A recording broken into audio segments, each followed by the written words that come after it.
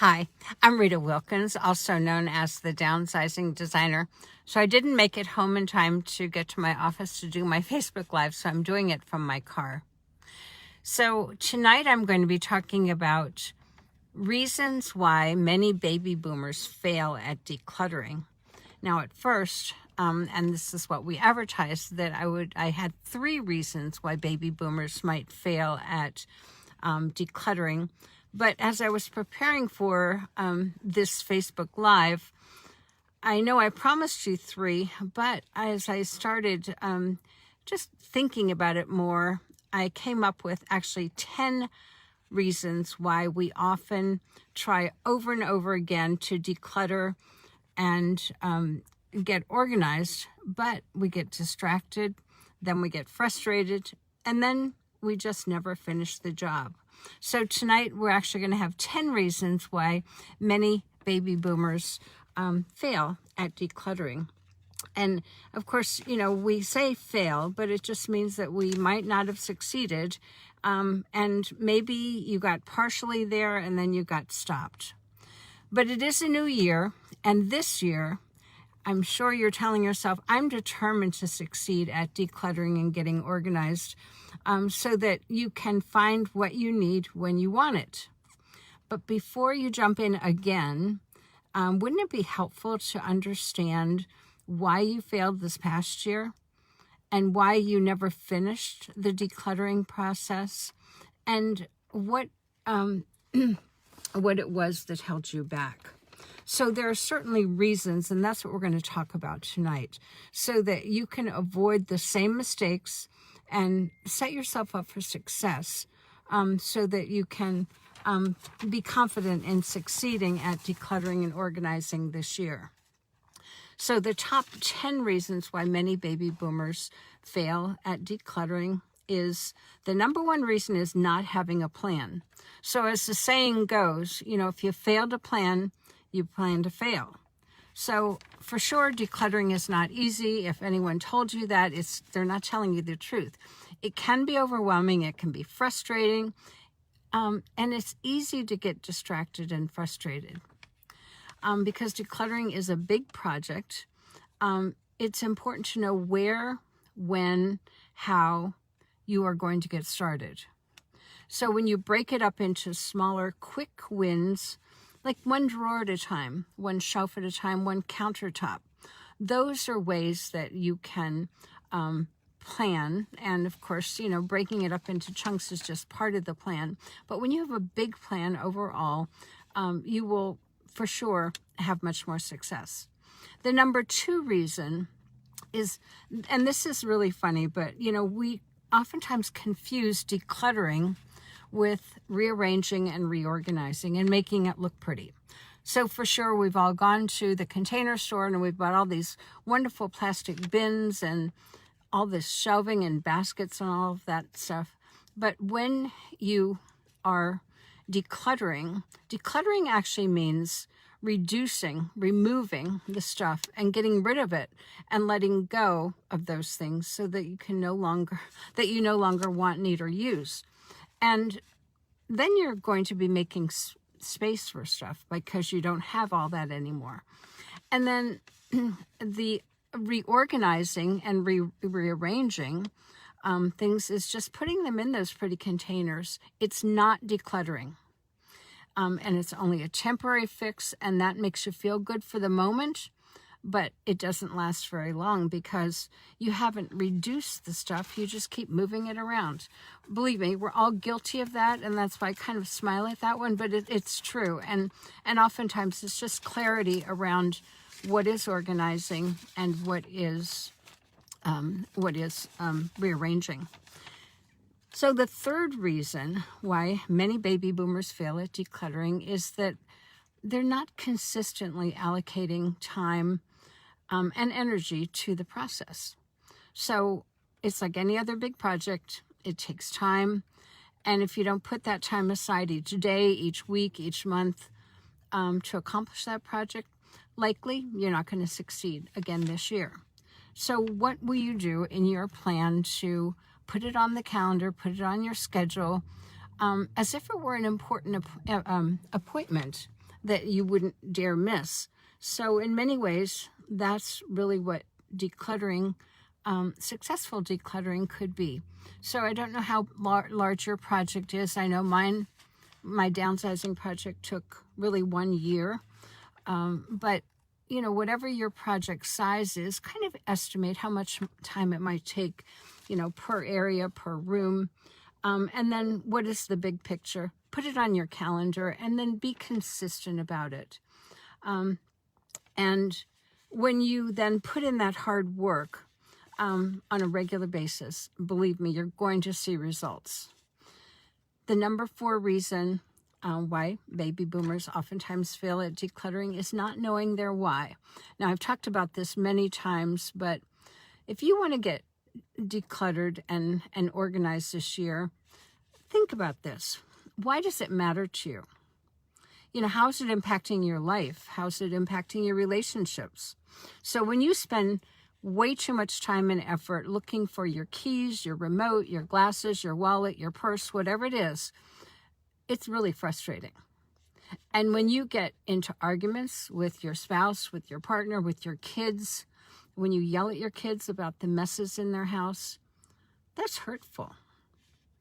And then when you are ashamed of the messes in your house, and you don't invite people in anymore, that's embarrassing.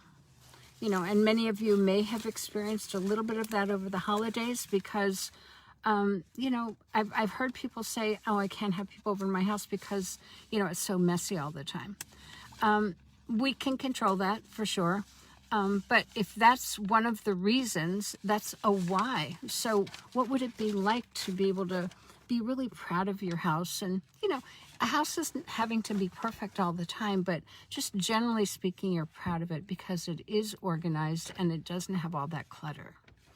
So when you know your why, you will be more motivated, and especially, that determination really helps when you get discouraged and you want to quit. I know midsummer, I started my decluttering project in January, and midsummer, I just didn't want to do it anymore. I was tired of it. I was just discouraged because I still had a big mountain to climb. But I kept reminding myself that I wanted a simpler, less cluttered life. And when it was in one sentence, it just stood right there in front of me, and that's what motivated me to keep going. So, and then knowing what the number 5 reason is not knowing what to do with all of your stuff. Now, I hear this all the time, where do I donate my books? Where do I, bring my clothing? Where do I, get rid of, like garden supplies, whatever it is. When you create your plan, which is part of this process, decide where you want to donate, where you want to consign, who wants your stuff if they do. So if there's family members that have said, I've always wanted that piece of furniture, or I'll be glad to take some of your clothing, know that ahead of time so that when you do declutter, you can go instantly to that place or to those people and say, it's time for you to pick up that sofa because I'm decluttering and it's time for it to go. So when decluttering, it's important to not let those things sit around in a box or in a bin. Put them in your car or put them in the trash. Know where they'll go so that you can actually get rid of it. And again, decluttering is getting rid of stuff, letting it go, and not letting it stay in your house so that you're tempted to open that box and put that scarf or that dress or whatever it is back in your closet. So the number 6 reason, not knowing where to put your stuff that you do keep. So this is pretty normal, but when you think about it, when you get rid of stuff, you're actually making more space for where the things might go. So everything you keep needs to have a home. So it's going to be in a logical place where you know exactly where it is so that you can put your hands on it when you need it. This is that organizing part of the project. So you make sure that you have first removed those things and gotten rid of the things that you don't want, you don't need, or you don't use, and then organize. And you'll be surprised at just how much more space you have once you've gotten rid of some of those things. I know over the weekend I actually decluttered a closet, and it was all those same black pants. So, nobody needs that many black pants. So I just decided to do that. And it was amazing. Like, I ended up with another, 16 or 18 inches of space in my closet. That doesn't sound like a lot, but if I did that a lot more, I'd have more space. So the number 7 reason for not being successful at decluttering is not being clear about which decluttering method works best for you, your personality, and your schedule. Now, many of you might know that I'm launching a course actually next Monday about the 8 decluttering methods that really work. So we all have different personalities, and, I love deadlines. So my favorite decluttering method is called minutes or 50 minutes. And if I have 15 minutes, what can I accomplish in 15 minutes? So I like those deadlines, and I set a timer, and I'll say, okay, well, I'm going to, clear off the shelf or whatever it is. But then if I have a longer period of time, then I might have 50 minutes. Okay, what can I do in 50 minutes? That particular method really works for me. So there's another method that might work for you, is called the category method. So if shoes or handbags or something like that is your nemesis, a method like the category method might work really well, so that you can focus on just one thing. The reality is, which method, the methods, there's no one size that fits all when it comes to decluttering. So once you find one method or several methods that work for you, then I would just use those over and over again. And depending on where you're decluttering, it may be that you use a different decluttering method, but it's important to understand that. So the number 8 reason why people fail at decluttering is trying to do it alone. I don't know about you, but there are times that just having a buddy or a partner or a sister or brother there to encourage you, it helps you stay motivated. Also, to do some of the heavy lifting. I have a team that I call in when I've got heavier things to move, that I really don't want to or I can't do anymore. And then, trying to overall, just try to build a team of people that you can count on. They can count on you, to come in and help you decide what clothes that look terrible on you, and yes, you should get rid of them, or what you need to get rid of. So having a team is very helpful. So try not to just always do it alone. The number 9 reason why people fail at decluttering is they get bogged down in sentimental things. So for sure, things like family photos, sometimes journals, those kinds of things do bog you down. And it may well be that you have a good day and you can go right through them and it's not as hard for you. On the other hand, there might be another day where, you're in constant tears and you're saying, this is just so hard. Well, then what do? You just stop and do it at another time. And that might also mean getting a partner, having a sister or brother or someone that really cares about you and understands that they can listen to the stories. But decluttering sentimental things, people do get bogged down, then they get stopped, and then they just don't get started again. So take another area, if you're having one of those moments, just take another area and feel some success. And the number 10 reasons why people, I think, fail at decluttering is not realizing how much fun and rewarding it can be to declutter, get organized, and live a simpler life. Now, I will honestly say I had no idea what my life would be like when I decluttered from my 5,000 square foot house that was filled with stuff. I had no idea. But after I did declutter, I do remember sitting in my tiny little apartment in Philadelphia thinking, I have more time, I have more money, I have more freedom. What do I want to do? Now, that had not happened in many, many years. But the reality is, when you downsize and declutter and get organized, you actually have more time, money, and freedom. So if you think of decluttering as hard, it will be hard.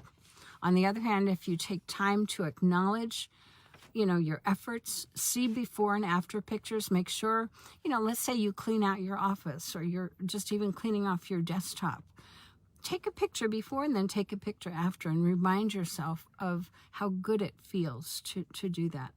So if we remind ourselves of what it will feel like 1 year from now to live in an organized, clutter-free home, won't that be worth it? So I hope this was helpful. Please comment. I'd love to hear from you. And if there are other subjects that you would like to hear about, we are getting ready for a new year, and I am ramping up. We will be doing Facebook Live twice a week again. So I would love to hear from you. And please reach out to me at ritawilkins@ritawilkins.com. And anyway, I hope that this was helpful. Have a good night and Happy New Year, everyone.